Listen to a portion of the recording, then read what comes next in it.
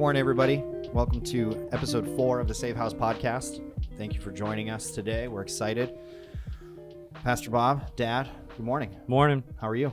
Good. It's cold today. It's cold today. I got a sunburn on Saturday and Sunday. You were and out on the lake, right? Yeah, it's like 26 degrees today, feels like. He got all the fishing in for the weekend. He almost maxed out the boat both times, right? Almost. Almost. It was close. It felt good. Yeah, I'm sure. Also with us today, as usual, behind the cameras, Brandon. What's going on, buddy? How are you? Not too bad. How are you doing? I'm good. Did you have a good weekend? I did have a good weekend. Off to a good start on the week so far? So far, so good. We'll get there. Well, we're excited today because we're going to continue. We're getting continued good feedback from episodes 1, 2, and 3 so far. So thank you for listening. Thank you for sharing. Thank you for engaging. Just a reminder, Safehouse RSD is the website to get more information on Safehouse. You can access that teddy bear video we keep referring to. You can find us on Twitter, on Instagram, and Facebook. If you look for Andy Denon on Facebook or Bob Denon, you can find each of us. We, click the add friend button. And do we know how many views the teddy bear story's gotten yet? I can look it up. I mean, I don't know exactly. We have it in a couple different places, but we've gotten some good hits. We just posted it onto the same YouTube channel that has the podcast, right, Brandon? And so like that, those numbers are not going to match. They won't reflect what. Yeah, like how it's actually going. With I think the last time I looked at it, it was up there. Yeah, and it's been bad. shared. It's been shared hundreds of times and stuff. So it's gotten some good action. It's gotten the most attention. We originally posted it onto my YouTube channel because we didn't have one for Safehouse yet. Right. And since then we've sent people to the other one, so the numbers don't, reflect the accuracy of how it's being viewed. But we got some other cool video projects kind of coming down the pipeline. We're excited to share everybody with and share with everybody and talk about. But before we get into all that, last week we talked. We started off the episode with a sad story about a young woman named Jessica that we are, excuse me, is kind of used as our motivation now. Like her story drives us to keep that from ever happening to anybody ever again. Right. And then we talked about the transitioning from one season of Safehouse to another. Talked a lot about vision and the price of vision. The price of vision. And one of the big feedbacks that we got was that people were asking us to kind of go a little deeper into the price, the idea of like vision costing a certain price. Right. And so we'll take the first couple minutes and just kind of flesh that out a little bit and talk about it. And what we were saying essentially is that vision costs something, it's going to cost you something. We made the statement that if it's not costing you something, it's really not a godly vision. If it's not bigger than you, then it's just you. Yeah. It's got to be bigger than you. Right. And so one of the things that after looking at some of the feedback that we had was to look at the fact of what does that mean, the price of a vision. Yeah. And I kind of broke it down into 3 areas, and we can talk it out a little bit. If you think there's a 4th area, let me know. And number 2, number 3 kind of mixed together with it, but really number 3 mixes in all of it. But we'll go through number 1 to start off with, and that is the people that leave, the people that you thought were part of the vision moving forward and would be there forever, ends up leaving. Right. And, they're not willing to follow you to where you're going, or they want to do something else on their own, or it's not what they thought it was going to be. There could be a million reasons why they leave, but the people that you think that you have on board for the vision on all of a sudden, and I always put it to this way, they're not willing. Most people will not be willing to pay the price for the vision that you're willing to pay. And when we say price specifically there, we're talking about anything from the amount of work that it requires Correct. to the amount of sacrifice that it requires. Correct. In fact, that's number 3 is the sacrifice. And so when I look at my personal life of what has it cost me, what has vision cost me, the first thing that comes across the line is people. Right. It's cost me people that I thought would be there that is not there. Some of them moved away completely and wouldn't have anything to do with us, and others have just stepped aside. We're still friends with, we still have, relationships with them, but they just they're not part of what we do. Right. And they're doing their own thing. And for whatever reason, it could be a personal reason where they just needed to go in a different direction, or they needed to secure something for them. And when I say that most people are not willing to pay the price of the vision, it's not a negative effect on. A lot of times when you have your vision, you're the one that's going to have to pay the price for it. And you have to determine that I'm going to do this no matter what. Right. And when people leave and people go a different direction, you can't take it personal. You can't take it as if, oh, man, they're leaving me with, holding the bag, because it's your bag. Right. And you better be holding it when it comes to the vision of it. The second thing is that how much it will actually, the price will change your life. And let me talk a little bit about that. Before I started to really focus on the vision of Safehouse, I worked, as we talked about it, Murphy Phoenix Company, right. Colgate Palmolive, and it was a standard day for me was get up in the morning, go to work, come home, had my little things that went on at work.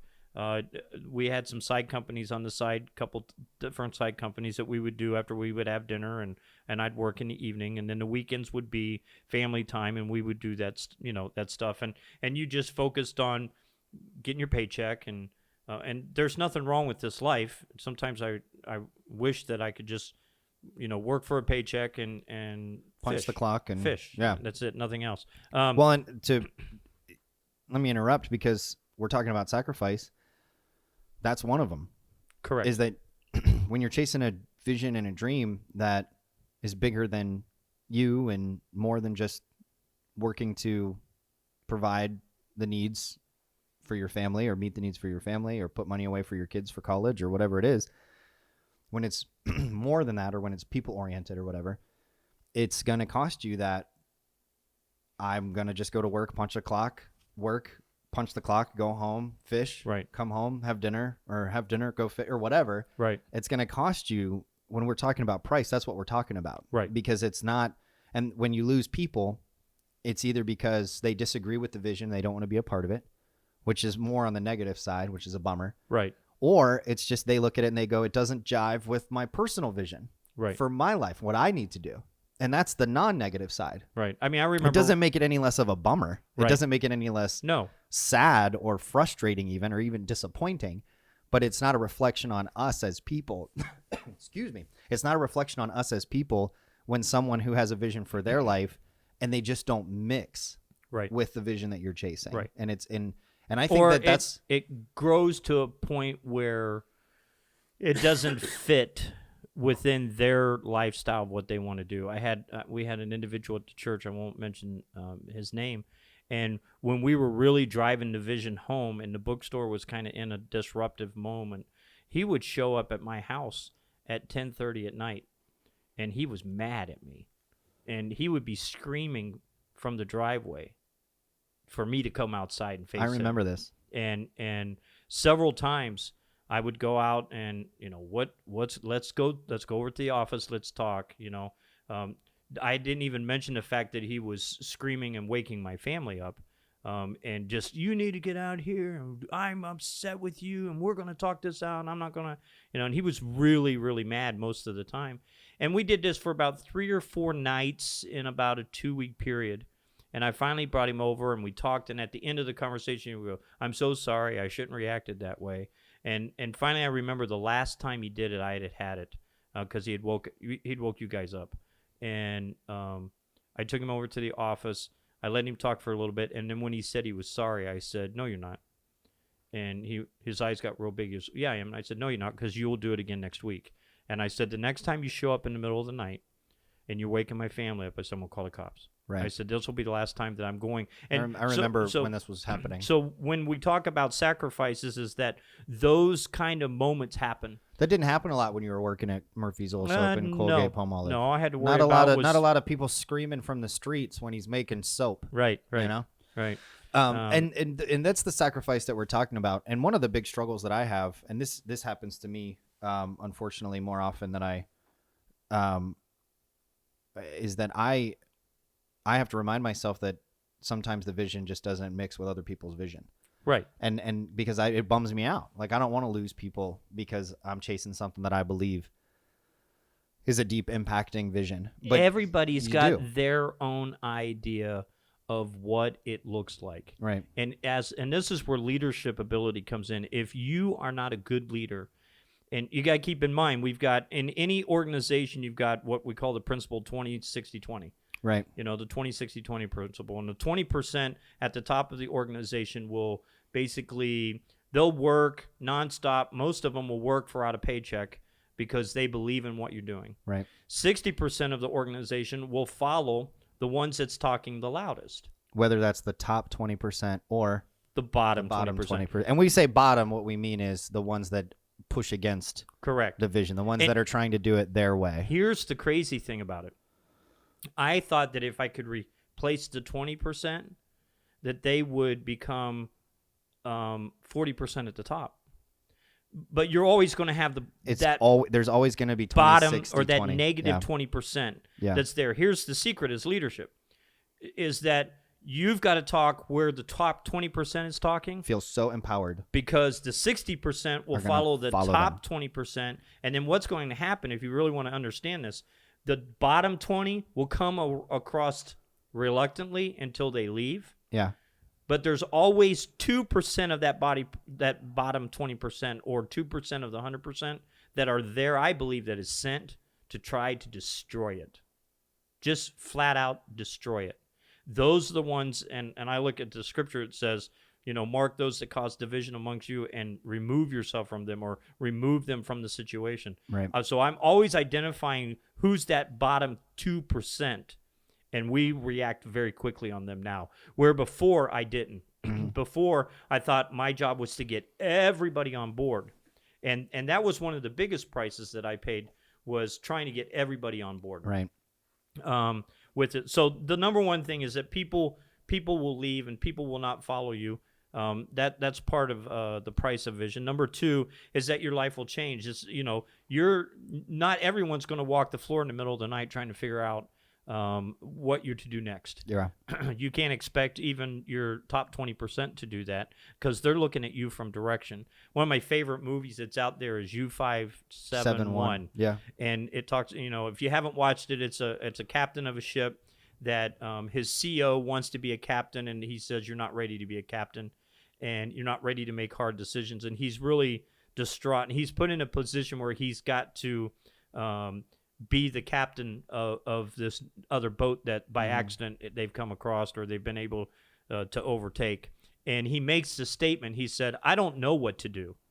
And the new CO of that's following him says, can I talk to you privately? And he says, yeah. He says, don't ever tell your people that you don't know what you're doing, even if you don't know what you're doing, because it will sink a ship faster than you could ever be. Right. And it's in those all night long walks and praying and trying to figure out what to do that because you can't go in to your top 20 and say, I don't know what to do. Right. You've got to have a plan, no matter what, and you got to keep people moving forward. And so those kind of things in life changes your life. Mm-hmm. When I made the statement that it's part of vacation now, it's part of my DNA. It changed me. It's not just about getting up and punching a card and going to work to provide for the family. Now it's to provide for the family, provide for the vision, and provide for the people that are following you with the vision. And so your life changes dramatically. And then last but not least, not just with the people that leave you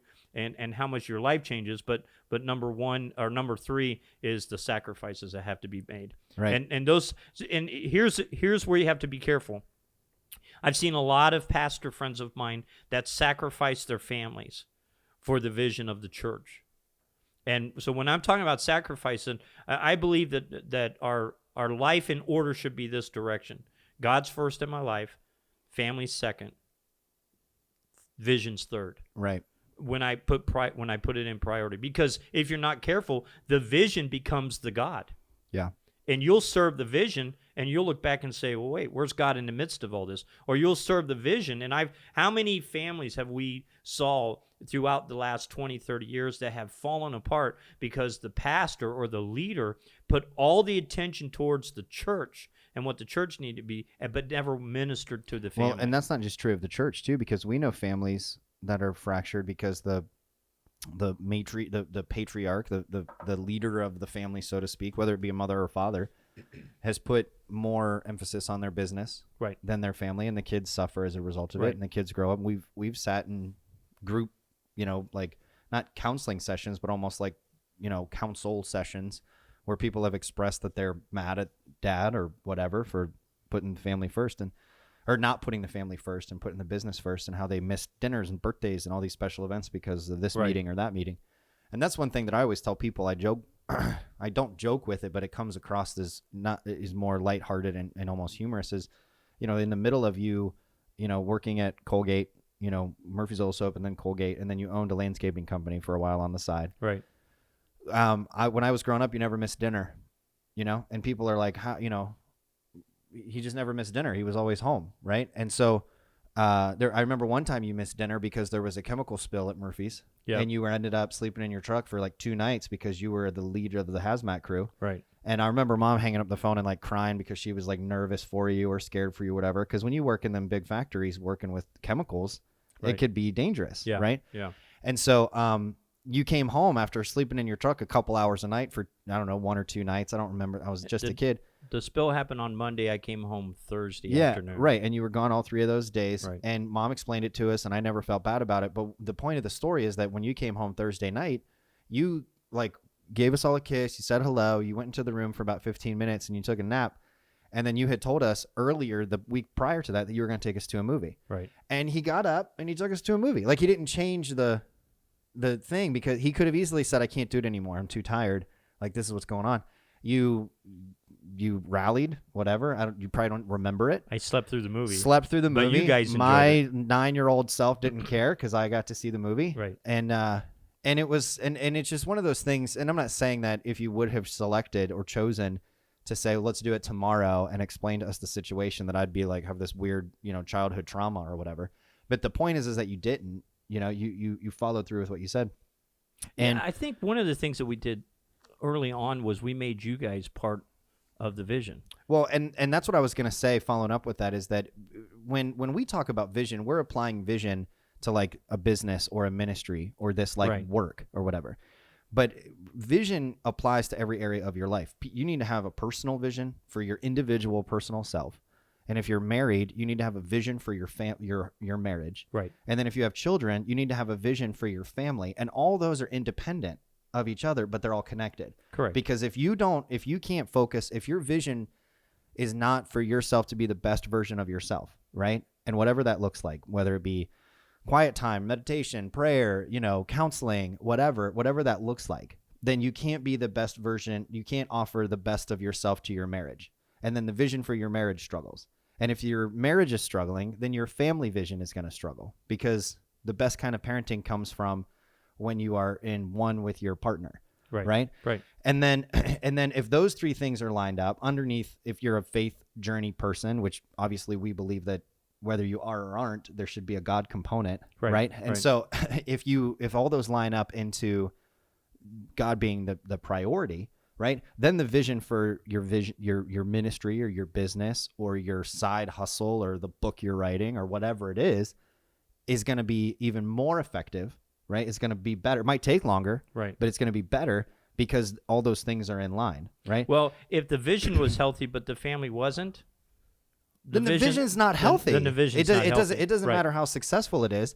And there's other scriptures that talk about, you gain the whole world but lose your soul, right? Like, Well, you I can't remember praying- sacrifice the things that make like the vision what it is in an attempt to make the vision what you think it should be. I remember praying years ago when we were in the church, and I was getting up early in the morning before I went to Murphy's and was praying in the back pews.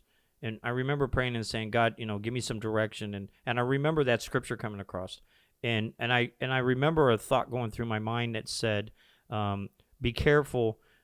You can win the whole world, but if you lose your family, you lose. Yeah, you don't. And- what is there? Yeah, and I remember we made some people mad at church one time because they had an event that was scheduled to go on, and we had not spent quality time. And Mom's love language, of course, is quality time. and I learned a long time ago that she needs quality time.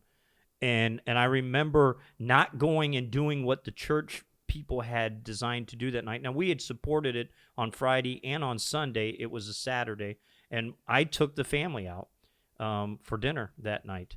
And, man, did they get mad at me. You should be here. This is your place. This is where you should be. But I knew that my family needed some personal time with me. That's also another common misconception in the church that we grew up in, was that the pastor had to be, if the doors were open and something was happening, pastor had to be there, right? Which is just not true of any healthy church. I remember getting in trouble. I was part of a group of doesn't mean he should ministers. be absent. No, just means he doesn't have to be present at every single thing. Well, what kind of leader are you if you can't let other leaders do what they need to do? Yeah, you're just a micromanager at that point.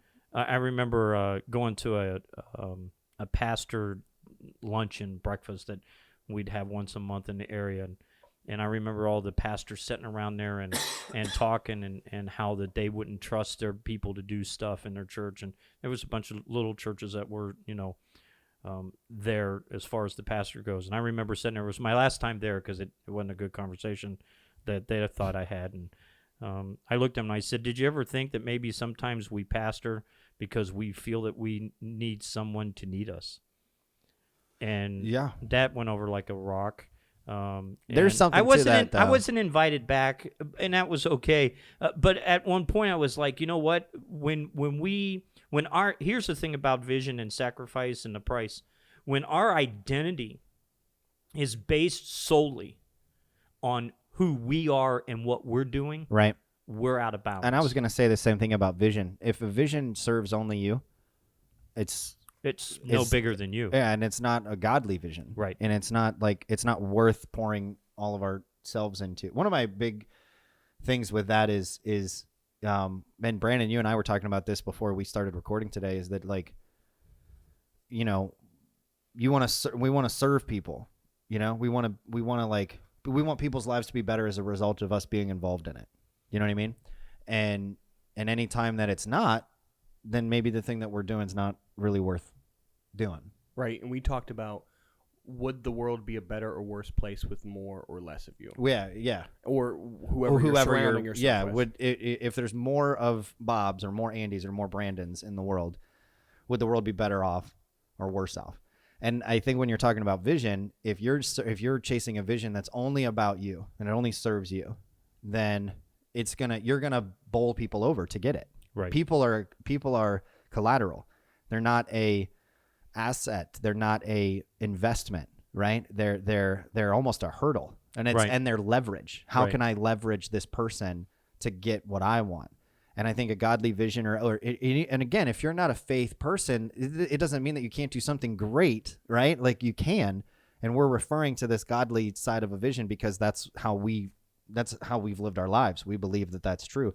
And even a person who says that they don't believe in God or is not a faith person but have a great vision, I would argue that still comes from God. It's just you're calling it something different. Well, to finish the thought, just is that when you're chasing this vision, which it could be a godly vision if it's if you're a barista, it could be a godly vision if you're working at Best Buy. It doesn't matter. But if the vision is only serving you, then it's not worth chasing. Correct. And that's an argument that people would make that, yes, it is because it's going to benefit me. Now, don't misunderstand what we're saying, though, because vision is this thing that surrounds people that drives vision. Vision's not life. Right. When I'm talking about sacrifices and I'm talking about how it changes your life, you still have to live. You still have to be in balance with life. And that's one of the things I was saying was that if we're not careful, the vision becomes bigger than God. The vision becomes bigger than the vision. And if you're not careful, you're serving the vision and you're missing other things. That's why it's important that you, right at the beginning of it, you put the procedures or the policies or your feeling of what it's going to be. Mine is God's first, family second, vision's third. And everything passes through that filter. Everything passes through that filter. Now, that doesn't mean at times that I move things around because the vision requires me to move things around. But I have to also know that if I've moved the family around for the vision, that somewhere down the road I got to move the vision around for the family. Right. And I've got to make sure that those priorities are in place all the time, or the vision destroys itself from within. Yeah, it's like self, what's the word I'm looking for? You're sabotaging. You're sabotaging yourself when it comes to vision. The balance of vision has to be there. People that have vision but they don't have balance, that vision will overtake them and eventually will destroy them. The Bible's very carefully says that the devil, the enemy, comes to steal, kill, and destroy. He said, I think it's in John 10:10. He said, "But I came that you may have life, comma, and more abundantly." At least the King James verse there says. And I always said this, and I've even preached messages on this. Which side of the comma are you living on? Are you living on just life, or are you living the more abundant life? Right. And you got to have balance to be able to do that. Now, we've talked a lot about people that have left the vision and really gave us a hard time with what we were doing and the price of what was going on. But on the other side of it, a vision could be also a person being a champion in your life. Right. And we've had a lot of champions that have come through at different times. I remember, I think we shared the story of Mike Stupka maybe in episode 1, maybe I didn't. I don't know. I can't remember. I don't know if we referred to him by name. But Mike was he's an incredible. He was an incredible champion at the time that we needed one. Yeah. So as we begin to kind of shift in the direction, even though we've had some disruptions that's happened, in the midst of all of this, one of the things I find out is that with the vision, there's champions that will come along. And I want to define what a champion is. And first of all, give me your opinion. What do you think when I talk about what is a champion? What is it? Well, I would argue that a champion is it's an individual who supports, right, the vision, either in an indirect or direct way, right? And when I say that, I mean that they, give you resources that you can use to chase the vision. They can give you support, as in emotional support, pray for you, tell you that you're doing a good job, challenge you, right? Which I think is an untapped thing. A champion can also look at you and say, hey, this is what you could do better. This is what you could do different. I think a champion is somebody who has done it before, either in the same way or a different way, and can tell you, this is what I learned. These are the mistakes that I made. So it's just, it's really about them kind of putting you on their shoulders to, and taking you to a level that they haven't been to before. But it's also sometimes them knocking you down a peg, and saying that this is, you need some reality. I think a champion is someone that will tell you, will encourage you when you're down, will help you if they have the resources to help you, whether that's financially or whatever it would be, but will also be your corrective criticizer. Right. And they will, not to the place that it buries you, but to the place that it'll get you to look. And anytime that you bring corrective criticism to a situation, it's never to tear the person down and make them feel that they need to be better. You should always bring it in a way of where they can look in the mirror and you get them thinking. And you get them thinking about the direction that they're going, or the direction, or where they're at this moment right now. Is this where they really want them to be?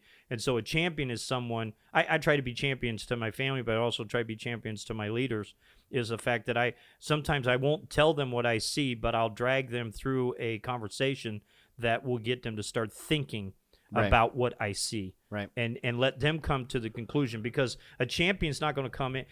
One thing about it, be careful, because there's champions out there that's kind of in wolf's clothing that will come in to try to steal. You'll think they're a champion. You think that they're there to drive it forward, but their whole purpose is that bottom 2% is to destroy it or take it, steal it from you, because you've put in the work. And now they want to come in, and we've had probably the next 2 or 3 disruptions that we're going to be talking about. Those were people that we had put the work in. We had brought it to a certain point, and they wanted to come in and they wanted to steal it away from us in a way that they could own it and we wouldn't have anything to do with it.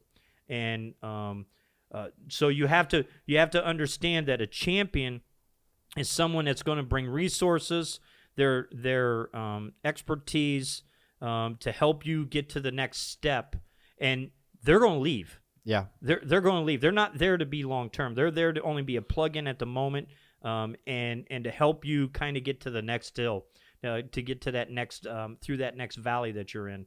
And you know, it probably in 30 years that we've had, we probably have 5 or 6, maybe 7 champions is what we've got. Yeah. That's in our lives. But boy, I remember them. I remember them well. And they come in different categories too. You know, I want to name a couple specifically. And I don't know if he would listen to this because he's not a YouTube or podcast listener. But Bob Reisner and his wife Sharon. Absolutely. She's since passed, but they what's funny about it is they were champions in a way where there were times where I remember you and then me individually, because he helped with Safehouse, he helped me do stuff when Refuge got started. Right. And there were times when we were just like, man, I don't even know. Right. And Bob, like nothing ever fazed him. Do you know what I mean? Right. Like he would just go, wow, this is going to be what it's going to be. That's like kind of his attitude, and you're like, that doesn't help. Like literally at all. That doesn't help. Right. But then on the back end, you're like, oh, it is how it was going to be. Like he was right. You can't argue with it. And his like, I don't know if he was nervous or stressful ever about it, but his persona was so calm and disarming that you were almost like, oh, if Bob said it's going to be what it is, then that must mean it's going to be what it is. Right. And then, and he also was like for Refuge, at least for the first decade, he pledged a certain amount of money a month and he would give. So there was financial support, but it wasn't so significant that when he has stopped it, like it's hurt us. Because then there's other people on the flip side where they give a ton of financial support, or they give a ton of like land, or they give a ton of like people, right? Volunteers or whatever. And then when that goes away, it really kind of hits the person who's leading the vision as to like what the priority is. Right. Do you know what I mean? Yep. Because when I started Refuge, I used to be so scared that our big donor was going to stop giving. Right. And I'm like, oh my gosh, if our big donor stops giving, I'm not going to make it. And now on the back end where that has happened and we're fine, I lean more heavily into the things that Bob did that were not financially, you know what I mean? Like as impactful. Right. Because they were the emotional and, spiritual and, like encourage the championing support. Does that make sense? Yeah. And so when we're talking about like different types of champions, they range from the Bob Reisners to the financial people to the guy that I talked to one time out on the side of the road when it was raining. Exactly. You Yeah. know? Or the Mike Stupkas who, like, there's some people that I got a check for Refuge 6 or 7 months ago from a foundation I'd never heard of. Right. You know what I mean? And it came literally when I was like driving to the office that day. I thought, oh my gosh, like I need something, just to like be able to cover a couple expenses just to get me over this hump of this like downtime in the summer or whatever it was. And I open up the mailbox and like, there it is, and like I have like a indirect connection to the daughter of one of the board members, through my wife. Like, so they know what we do, but we've never solicited them. They've never been in the building. The daughter has, but and it just came. And so there's this idea where champions just kind of pop up and then they're flash in the pan and they're there for a second and then they're not, right? And then there's ones that are like, they walk it through. They walk you through it all the way. But again, the thing to be careful not to get tipped up or tripped up is that there's people that will show up, that bottom 2% will show up and you'll think they're a champion and they're not. and we've paid some heavy prices because I misunderstood their motives, and has cost us a lot of grief over the years because I misunderstand their motives. Yeah. We can go into that in a couple weeks, but because I know that you wanted to hit. I wanted to talk a little bit about the Churchill building where you're at, the building you're in right now. The next like kind of shift. And talk a little bit. And it's funny that you brought Bob and Sharon up because when we were looking for a building, I noticed that it was a landscape building, had 10 acres, 9 acres of land. This is the safe house. This is Refuge in Brandon's era. Right? Yeah, the one on Churchill. Yes. Right. It was built in 98. Yep. And it was a landscape company. And I noticed that for about 2 or 3 years we drive by it, and this was even before we were looking for a building. It had basically been abandoned. It was all grown up on, and no one was using the building. And we really weren't interested in the building because we had the church, the church and the bookstore building that we were using. And so about, I don't know, a year, maybe 6-8 months after we had left the church and we were using another church for the after-school program, I drove by and I saw a realtor sign put up in front of the property. And so I called the realtor and I said how much they want, and he said they want $680,000. And I said, okay. And he said, you want to put in a bid? And I went, no, I don't have any money. And he kind of laughed. He said, well, why'd you call? And I said, I just want to know what it was going for. And he said, okay. And so somehow I did some research and found out the owner lived in Seven Hills, which is suburbs of Cleveland. Yeah. And I got his number. And I said, hey, I'm interested in your property. And he said, well, call the realtor. And I said, I did talk to the realtor. And he said, well, I said, would you meet with me? And he said, yeah, I'll meet with you. You got to come to me. So we went to him, and he's a fairly wealthy man. We went to his house. I didn't get too far into his house on that particular visit. Kind of sat on his porch. You're going to bypass the realtor. I'm going to keep you in the foyer. And we talked a little bit, and I told him what we did. I said, we're looking for a building for the after-school program, and this is we're changing lives, and this is what we'd like to do. And he said, well, how much money do you have? I said, I don't have any money. He said, well, can you borrow any money? I said, no, we're not in a position that we can borrow money. He said, well, I can't give it to you. And I said, okay. I said, let me just he says, we're going to keep it on the market. I said, all right. I said, in a year. This is true. I said, in a year, if you can't sell it in a year, I want you to call me back. And he's like, okay. I mean, he just kind of blew me off. Like, because this is like a 9,000 square foot piece of property in the middle of Liberty Township. Prime property. It's not going to be on the market for a year. No. You know what I mean? And this was even a down market time. Correct. But it's still not, because the potential for this space is through the roof. Right. So he had bought the building. I mean, he had built the building and then was letting this landscape company take care of it. And then they kind of reneged on the deal. So he got stuck holding the bag. Because I thought it was something different. I thought that the landscaping company built it. And then there were some legal issues. And then he bought it as an investment. I don't remember. Okay. Because I was under the impression that the landscaping company, and maybe we'll have to do a little research, I guess, but this is what all I know is that this guy out of Cleveland owned the note on the building. The landscaping company built it. There were some legal issues with the kind of the father of the family. The building went up for a sheriff's auction, and this guy bought it as an investment and said, I'm going to buy, this is a property now, so I'm going to get it for cheap because I'm getting it off this auction. I'm going to, and again, this might not be true. We could look it up, I'm sure. But Mom would remember. She would know. She's going to text me while she's listening to this podcast and be like, you were right, Dad was wrong. Yeah. That's probably not going to be the case. But he bought it as an investment and then couldn't move it, right? So right. like we put it on the market. It was on the market for a while. And what's interesting about this is a side note, when the landscaping company was building it and you saw it going up, you would drive past that. Russ Cavender was still with it. Every single day. What did you say? I said that building's going to be ours someday. That would make a great youth center. And make a great youth center. It was going to be ours someday. And so it was landscaping company forever. If you live in the Liberty area, if I said the name of the company, you if you've lived in the Liberty area for a long time, you're like, oh yeah, I know that. Yeah. You know. And so a year passed. What happened? Well, the year passed, and so he calls me. He said, "Would you meet with me?" And I said, "I will." And so I went back up to Seven Hills. This time we got into the living room with his wife. I took my wife with me. And we sit down. I think we had, I don't know, coffee, whatever. And he said, all right. He said, I've had it sold 3 different times. And when we go to sign the papers, it's fallen through. So we're thinking that maybe you should have the building, but we can't give it to you. And I sat there and I said, okay, what can you do? He said, I'll do a land contract with $1 buyout at the end. We'll go for 10 years. He said, but it's going to be so tight. Now, we'd already started residential at this time. It was new, a few months new, maybe less than a year. Yeah, I mean, 6-8 months. We had a couple kids. Right. And that's it. Yeah.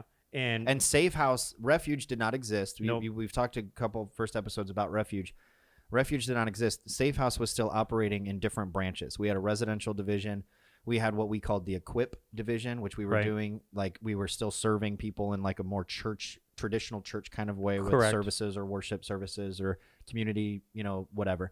and then the after school program, which you've heard the stories through the first few episodes of how And camp. we've transitioned buildings. So the after school program at this point was it operating still out of that First Christian, or had we we reached the end of basically were that? homeless at that So time. we had suspended operations of the after school program due to lack of space for that period of time.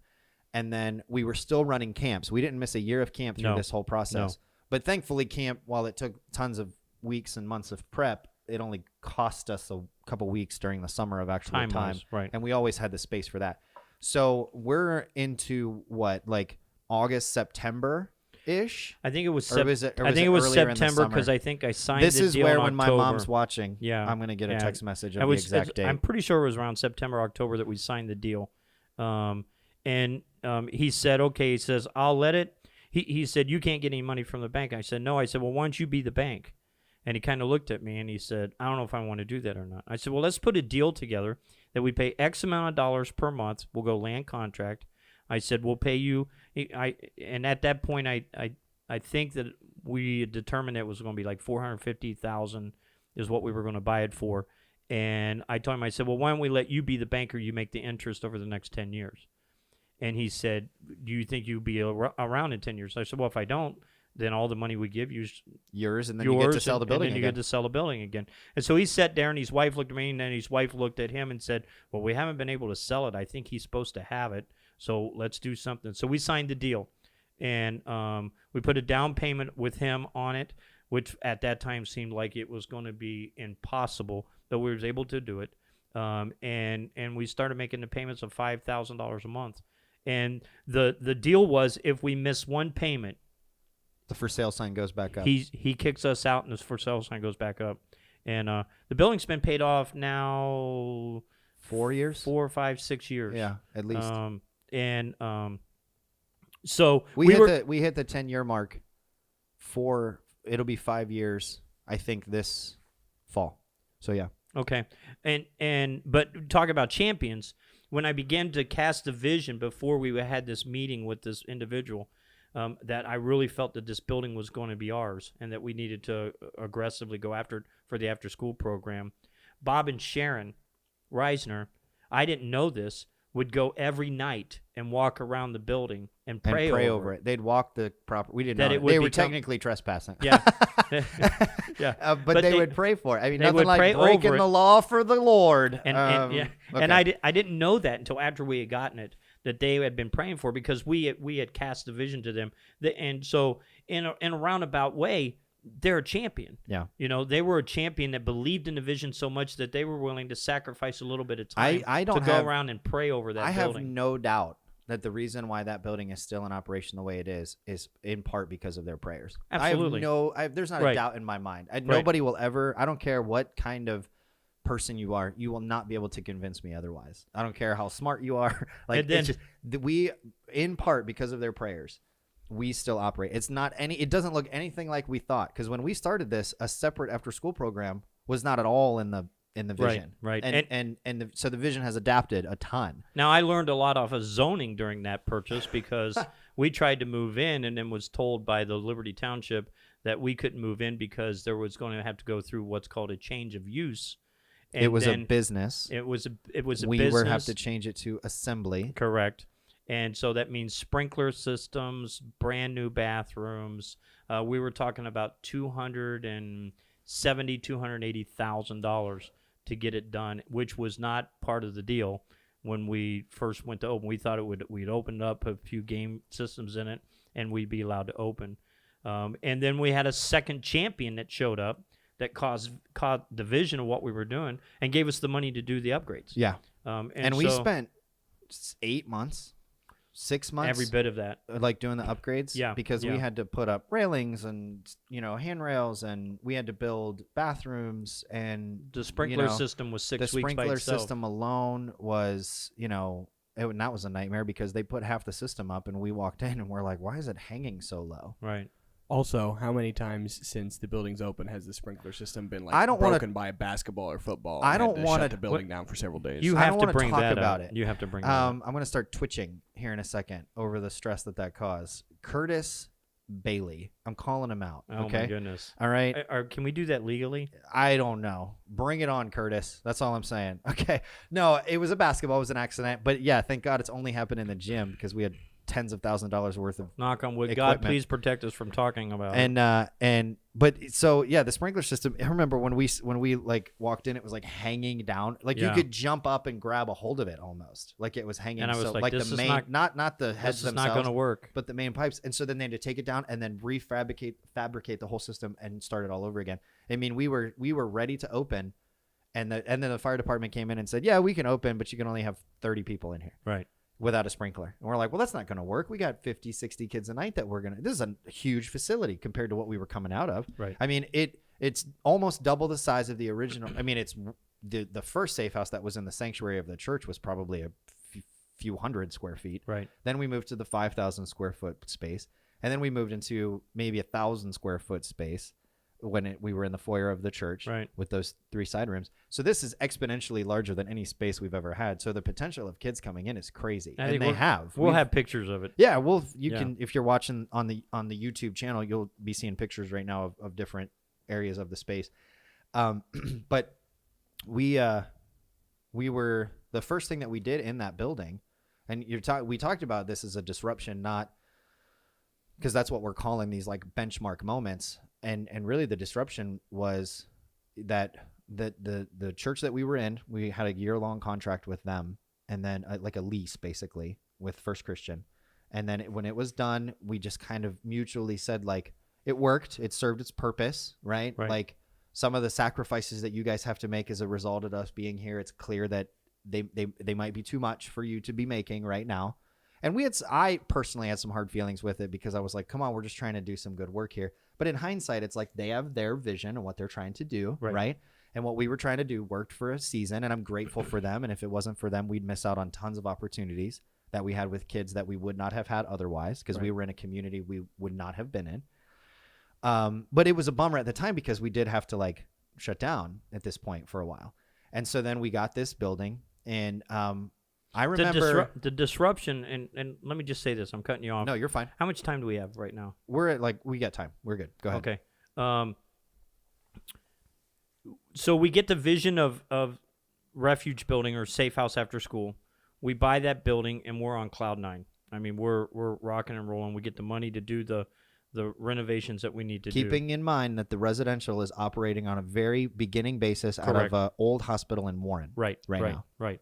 And so we're feeling good. We're pushing the vision forward, and then I guess it would be Disruption 3 happens, and that's in December 5th Of the same year we got the same year, building. and I'm not going to quote what year it is because I'll get it wrong. But it was within the same time frame. Right. And at that point, we had taken this big, responsibility of this building, this 9,000 square foot building. We were going to build the after school program through, and then all of a sudden we have a major disruption in the residential. Yeah. Where I've got some leaders that's in the wrong position, and basically what was going on was there was a hostile takeover getting ready to take place that we kind of found out by accident. And this, we found this out because didn't you?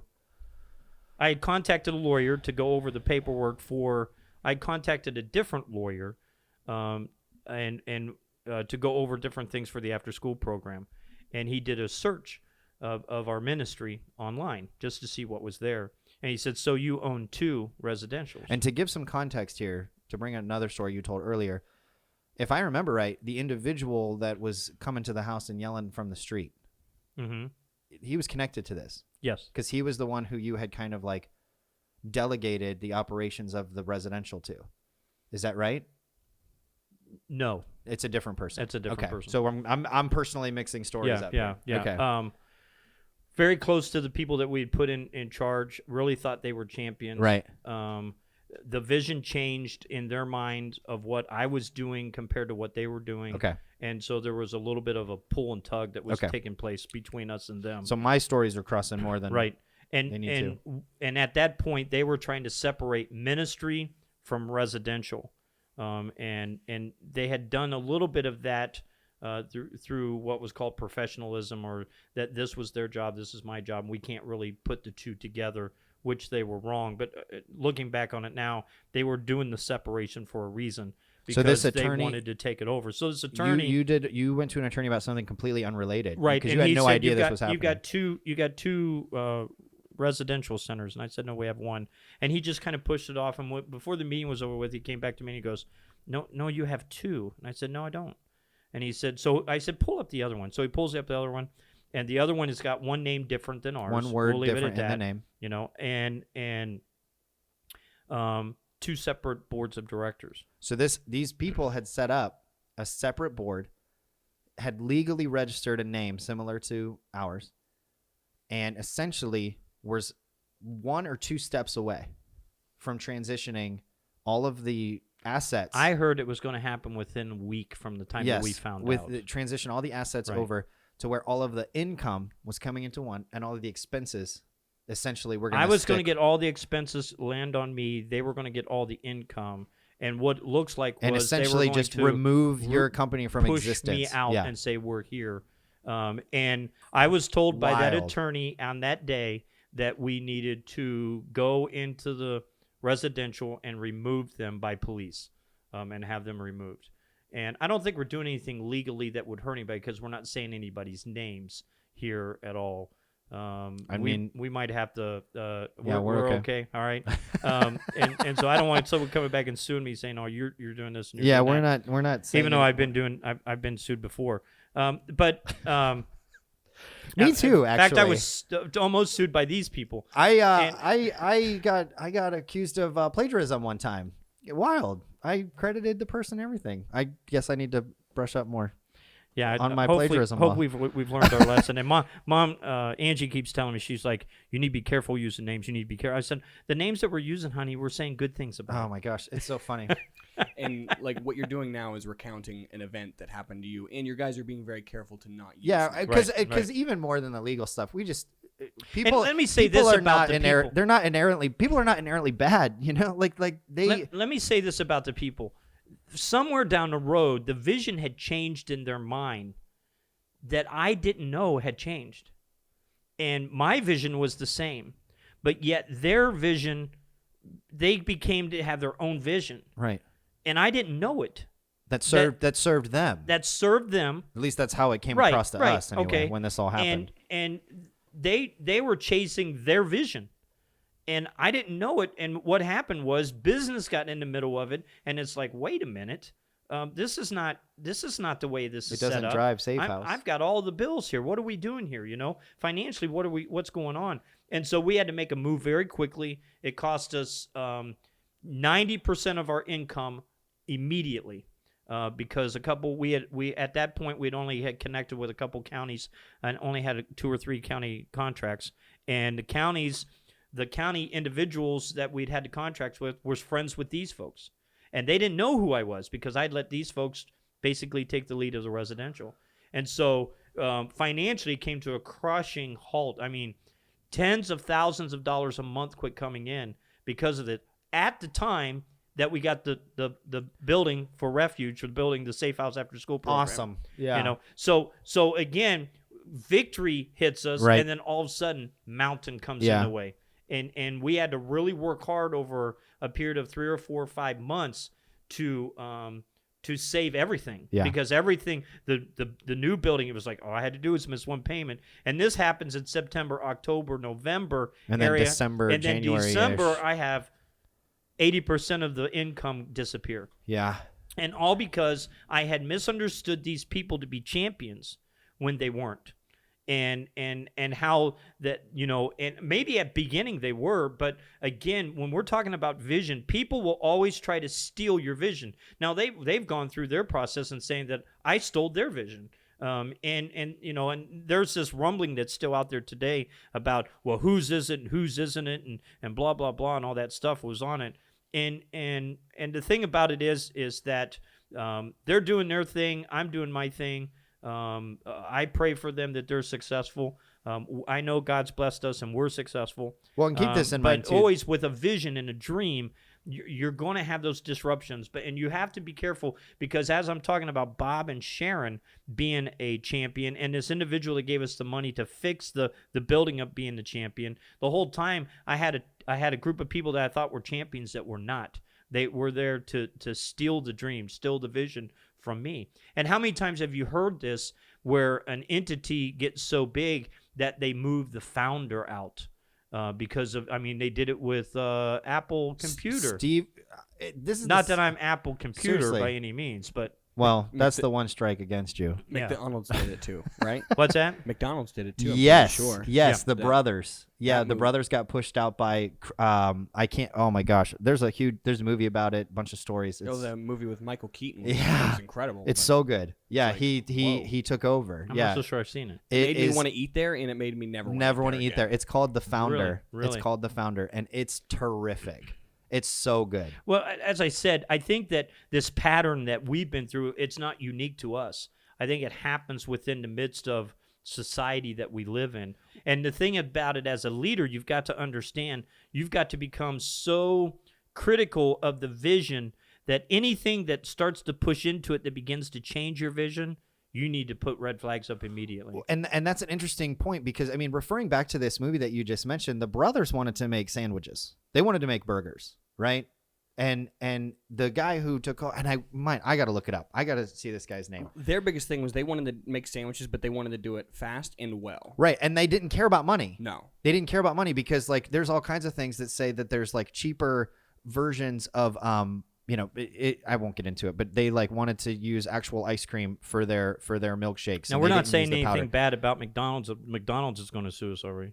Okay, No, all right. McDonald's is great. Okay. Yeah, we love McDonald's. In fact, and I so- had breakfast there this morning. The guy's name's Ray Kroc. Ray Kroc is the guy's name, and he wanted to make money, right? Which there's nothing wrong with that. But he saw an opportunity to take what these guys were doing with their desire to make burgers efficiently, and turn it into because they didn't want a franchise. So anyway, the point, and that we won't get into recapping the movie. The Founder stars Michael Keaton. It's I'm sure they take some creative license, but it's essentially like a story of how Ray Kroc took over the McDonald's corporation and turned it into what it is now. Right.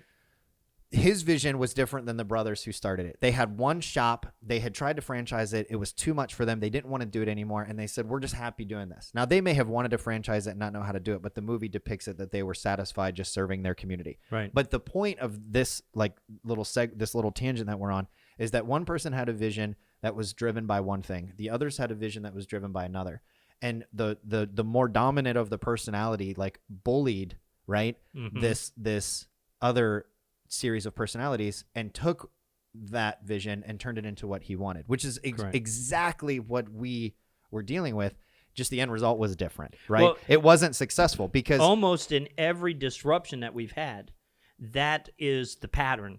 it's not always about money. It's about a personality wanting the vision to go the way that they think it should go. And it's also about the personality that was able to get deep into the vision to where it wasn't healthy for the vision. Right. So you have to be careful of the people that you surround yourself with, because they might come in with a vision that thinks, like, I get a lot of phone calls now where people want to partner with me and people want to do this. And this is going to sound kind of weird when I say this, or maybe obnoxious when I say this. I've done the work. Yeah. I've paid the price. Why would I bring you in the middle of this now when all you can do is just coast? Yeah. And so many people that will try to attach themselves now that didn't pay the price years ago, because they just want to be part of the success that's there. Some of them, we let them be part of what we're doing. Some of them we don't. But the end result is you've got to make sure that the vision hasn't changed since 2005. The vision hasn't changed at all. Right. And everything plugs into that vision the way it needs to plug into that vision so that it stays what it is. It will expand, but the basis of it is always going to stay what it is. And so, as you know, without going into any more deep on that, we went through a real financial crisis, a leadership crisis. I had to basically rebuild the company from the bottom, or from the top down, is what I ended up having doing, which then would lead us to the next disruption about 3 or 4 years after that. But at that point, we had built the organization from the top down, me being at the top, but just right underneath me down. Sometimes you have to build the organization from the bottom up, we've had to build it from the top down on a couple times because the vision began to change because of the outside forces, whether that's individual personalities, individual visions, or the drive of how much money I can make if we would remove Bob, or how much money I could do, or how much more freedom I would have if we could get this changed. And so, with leaving with that, the Churchill building has been successful. God brought us through that, through the champions that came along during that period of time, even through the disruption of what would have been disruption 3. Yeah, and we didn't have. I mean, there were months where we had to call the owner of the building and say, "We need a couple weeks. Need a week. Like I got 10 days. Time. I can drive it to you. Right. I can't put it in the mail. When I took over the after school program, it was still Safehouse, and then even afterwards it was Refuge, because what essentially happened with Refuge is that we kind of took over. We came on board and essentially took over that responsibility. Right. And we had talked about doing it over again a second time to try to cook, blah, blah, blah, blah. But we had taken it over, and I remember I would call him every single month, whether the check was on time or if it was a couple days later, if I had to drive it out, I'd call him every month and I'd say, like, it's on its way. And he'd be like, thanks so much. Or, hey, I just talked to like our stream of like our network of donors. This is what has been pledged. This is when it's supposed to come in. This is what we have. And I was completely honest with him. And it was that communication where because I used to look at him as a challenger. Right. And it was that line of communication that opened it up to where he also became a champion. For me, at least for Refuge. Yeah. Even though he didn't have to wait long for his payments. Never. I mean, we never reneged on the deal. And again, that's beside the point too, because like what ended up happening was, instead of him being a guy where when I was my young leader mind with my vision, this was money going out that I could be using for the program. So this guy was a problem, right? And I don't mean he was a problem. What I mean was, like, if he could be, this could be an issue, And what it turned into is that he became a partner, like in the vision of what. And he's not I don't know if he's a faith person. We never discussed that kind of stuff. But he became a leader. And I want to say this too specifically, because we're using names a lot, and I'm not concerned about that. But we've referred to some people who have been big financial contributors, and we're not saying their names. That's on purpose, because they have always wanted to remain like anonymous. So I don't want it to say that we're like using names some ways and not like acknowledging other people other ways. They've asked us over the course of the decade plus that we've been a part of it to not like brag about them being donors. Like they would rather remain anonymous. So I want to just be clear, like across the board, that's why when we refer to some of the people who have been financial champions, we're not referring to them by name. But I want to say this before business. we end, is the fact that some of the names that we've mentioned were bigger than donors. And when I say that is, yes, you need people that will donate money, but sometimes the champions don't give one dime.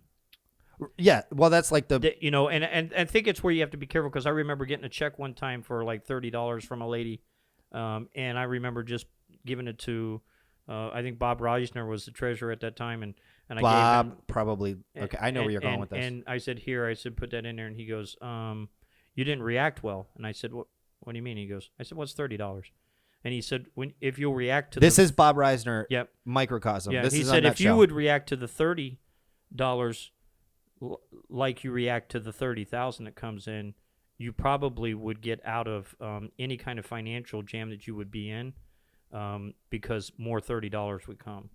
And I remember sitting there and repenting, and saying, you're right. You're not going to get $30,000 checks and again, a month, that's one of those get $10, $30 ones. Yeah, that's one of those champion moments where I didn't like what he said to me, but it made me think about something. And it wasn't that I wasn't appreciative, but then it made me think, well, that lady that just gave $10, maybe that's all she had to give. Exactly. But what's the sacrifice that she just gave on that? And so it was a lesson learned at that time from a champion that was being a corrective criticism of me. And that's what I'm saying by when these people come around you for periods of time, if they're not part of the bottom 20, and sometimes you don't know that until you're in the thick of it, okay? And I mean that you're in the mess, that you realize, they're not here for the good of the vision. They're here to destroy it. They're here to steal it. They're here to take it and make it something that they're not. And but you can't let that get in the way of the 98% that are going to be there at different times to push you forward, or to give you insight, or to give you understanding, or lessons that need to be learned. And one of the sacrifices as we went through, people that are gone and your life will change. But one of the sacrifices that you have to understand, one of the sacrifices is when you got to step back from yourself and say, man, I screwed this one up. I failed on this one, or I'm looking at this differently. And it will always be a champion that will come along that will get you to look at things a little differently than what you were looking at it before, because there's all these traps that are involved in these visions that God gives us that the enemy wants to drag us away from. And so the champions are important. And what I've done over the course of time is I've sat down and wrote down the champions, and I've also wrote down the bottom 2%. Because there for the longest time, I'm thinking the bottom 2% is like hundreds and thousands of people when it's just ones and twos. Yeah. Compared to the champions, the true champions that's been part of this vision, they outnumber them 10 to 1. Right. But when those 2% try to change it, steal it, move it, whatever you want to do, manipulate it in a way that they want it, if you're not careful, they'll get way more attention than your champions ever did. Yeah. And so you guys sometimes sit down and say, wow, this person was champion, this person. And so where I'm at in my course of the vision now is I want to be champion. I want to be that person that is the champion now, that can look at someone's vision, look at where someone's wanting to go with their vision and begin to champion, even to the place that we could have a little bit of back and forth going with it because of the experience that I have with it. But I just want to warn everybody or caution everybody on the bottom 2%. Be careful that they don't get all of your attention, because there's hundreds of more people that God's going to put in your path that's going to push you in the direction than the bottom 2% is going to be. And the neat thing is if that leader's talking, that 20% is going to talk, that middle 60 will come along and follow, and that bottom 18% will follow the 60 because they won't want to be left out in the dark. Yeah. That's good. Every week we want to end with a challenge or some sort of like thing that you can engage with us with, and I think this week's pretty obvious, where we want people to identify the champions that are in their life, right? And like people who have been champions up to this point, people who are champions now. And probably wouldn't hurt in the time that we're living in, where everybody's still kind of locked in because of the COVID-19 thing. It probably wouldn't hurt for you to reach out and say, hey, you were a champion in my life. Seriously. And I'm not looking for people to be calling me or calling Andy and all that stuff. I'm saying that look at your list, make your list. And maybe at this time, God will use you at this point in your life where you can turn around and say, you know what, I was thinking about you. I want to let you know what kind of impact you've put into my life. And that's what changing lives for eternity is all about. It's leaving a lasting impact. You know, that's that legend or that legacy that you want to leave. And it's important that you tell the people that have been part of that champion of your life. It wouldn't hurt in the next week to do that. It really wouldn't. Sounds good. So that's it. You can hit us up again, Instagram, Twitter, Facebook, and let us know who are your champions. And you don't have to say names, obviously, but let's go ahead and have you identify who your champions are. And a couple other things to remind you of if you haven't seen it yet, or if you're joining us late, watch that teddy bear video, safehousersd.com/teddybear. And that's a wrap. That's episode 4. It's been fun. It's been fun. We have some new, a couple of announcements to make next week that we're excited about. Is it going to be next week? It's going to be next week. We're going to make some announcements. We're not saying what they are. Okay. We're going to be right here, same place, same time next week with some new announcements about what's coming down the road. We're excited about. Okay. So with that, Dad, thanks again. Thank Brandon, you. Thanks, appreciate everybody. it, buddy. Thank you. We'll talk to you guys next week. See you soon. See you.